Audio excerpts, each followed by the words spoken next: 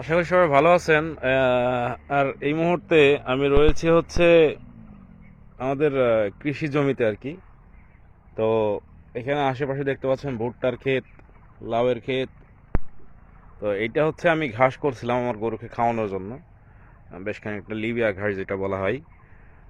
আর এই পাশটা আছে জব, আর ওই পাশটা হচ্ছে ভুট্টা লাগাইছিলাম প্লাস জব আছে ভিতরে। তো মানুষের মন মানসিকতাটা কতটা বিকৃত, কতটা নিচে নামতে পারে, মানে এইখানে এসে না দেখলে বুঝতাম না। একটা মানুষ অর্থ খরচ করে একটা কাজ করতেছে এবং সেই কাজের পিছনে মানুষের এত, মানে মানুষের পিছনে পোকায় এত কামড়াই। হ্যাঁ, তো মানুষ হচ্ছে ক্ষতি করার জন্য সবসময় উঠে পড়ে লাগে। তো এই যে ঘাসটা, এই লিবিয়া ঘাসটা যারা করে বা যারা এই লিবিয়া ঘাসের চাষ করতেছে গরুকে খাওয়ানোর জন্য বা ছাগলকে খাওয়ানোর জন্য, তো তারা জানে যে কতটা খরচ হয় এটার পিছনে, কতটা কি করতে হয় না করতে হয়। তো আমি এটার পিছনে আমারও ব্যয়বহুল একটা খরচ, সার দিতে হয়, পানি দিতে হয়, সেচ দিতে হয় যেটা হয়। তো এই সেচটা কিন্তু অনেক তাড়াতাড়ি দিতে হয়, যেটার পিছনে অনেক টাকা খরচ হয়। যাই হোক, মূল কথায় আসি। এই যে এইখানে যে নকিল যে কুশিটা দেখতে পাচ্ছেন, এই নকিল কুশিগুলা কিন্তু কাটা হয়েছিল। এটা আমি কাটিনি। এই যে এই গুড়াগুলা দেখলে বুঝবেন যে এইগুলা হয়তোবা এই কিছুদিন আগে কাটা। ঠিক আছে, তো এটা আরো আরো আরো একটু দেখাই আমি। হ্যাঁ, মানুষ কতটা মানুষের মস্তিষ্ক বিকৃত হইলে মানুষের ক্ষতি করতে পারে। এই যে এই নকিল যে ঘাসগুলা দেখতে পাচ্ছেন, এই ঘাসগুলা কিন্তু বড়, এইগুলা কাটা নাই, বাস এইগুলা যেগুলা ছোট ছোট এইগুলা কিন্তু কাটছে। ঠিক আছে, তো আমি কি করলাম, রাগ করে পরে এই যে যেগুলার কুশি ছাড়ছে আর কি, যেগুলা কুশি দেখা যাচ্ছে, এইগুলা আমি কাটছিলাম রাগ করে, মানুষের উপর রাগ করে, যে আমি কষ্ট করে ঘাস করতেছি, সেই ঘাসগুলা মানুষ কাটছে, এইভাবে কেটে নিয়ে যাচ্ছে, মানুষের ক্ষতি করতেছে। ঠিক আছে, তো আমি রাগ করে এইগুলা কাটছিলাম।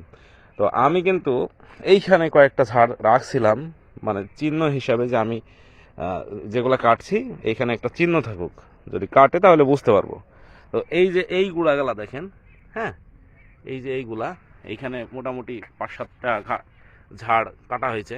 তো এই যে একটা, এইখানে একটা, এইখানে একটা, তো এই 1 2 3 4 5, হ্যাঁ 6টা। তো এই 6টা ঝাড় কিন্তু কাটা হয়েছে, আমি এই বরাবর লাইন বরাবর কিন্তু রাখছিলাম। হ্যাঁ, তো আসলে আর আরো আছে, ওই যে এই ভিতরে ভিতরে আমি এক জায়গায় দেখলাম কাটা। হ্যাঁ, তারা এমনভাবে কাটছে, এমনভাবে কেটে নিয়ে যাচ্ছে যাতে যার জমি, সে মনে করে ধরতে পারবে না, কিন্তু আমরা তো ধরতে পারবো, কারণ আমি কষ্ট করে করছি, আমি কষ্ট করে সব কিছু ইয়ে করতেছি। তো আমি ধরতে না পারলে কে ধরতে পারবে?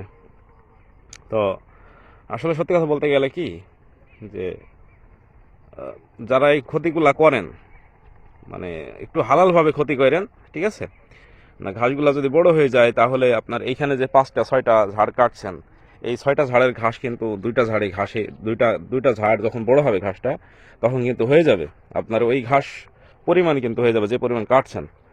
তো আমি আপনাদের মানে অনুরোধ করব, যারা ঘাস কাটে, হ্যাঁ, যা পরে ক্ষতি করে, ফসলের ক্ষতি করে, ঠিক আছে, পোকামাকড় তো ক্ষতি করে, তাদের জন্য কীটনাশক আছে, কিন্তু মানুষ রূপী কীট পতঙ্গ যদি কারো ক্ষতি করে, তাহলে সেই ক্ষতিগুলা কিন্তু কেউ পূরণ করতে পারবে না, বা এই হচ্ছে বিষ দিয়ে তার আক্রমণ কিন্তু প্রতিরোধ করতে পারবে না। ঠিক আছে, পোকামাকড়ের আক্রমণ কিন্তু আমরা কীটনাশক দ্বারা প্রতিহত করার চেষ্টা করি, প্রতিহত হয়ও।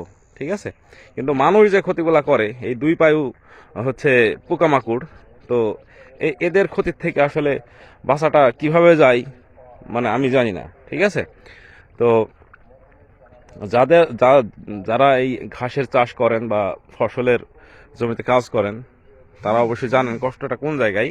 হ্যাঁ, এতটা কষ্ট লাগতেছে আমার, যে আমি কষ্ট করে জিনিসগুলা করলাম, অথচ এই জিনিসগুলা আমি খাওয়াতে পারছি না, আমি কিনে খাওয়াচ্ছি, যে আমার ঘাসটা তো বড় হয় নাই, আমি কিনে খাওয়াই। তো আমি কিনে খাওয়াইছি, আর মানুষ হচ্ছে আমার ভুঁয়ের থেকে ঘাস কেটে নিয়ে গিয়ে হচ্ছে তাদের গরু ছাগলকে মানুষ করতেছে। তো আল্লাহ এদের বিচার করবে, অবশ্যই বিচার করবে, কারণ হালাল একটা পশুকে হারাম জিনিস খাইয়ে তারা পয়সা ইনকাম করার চিন্তা ভাবনা করছে।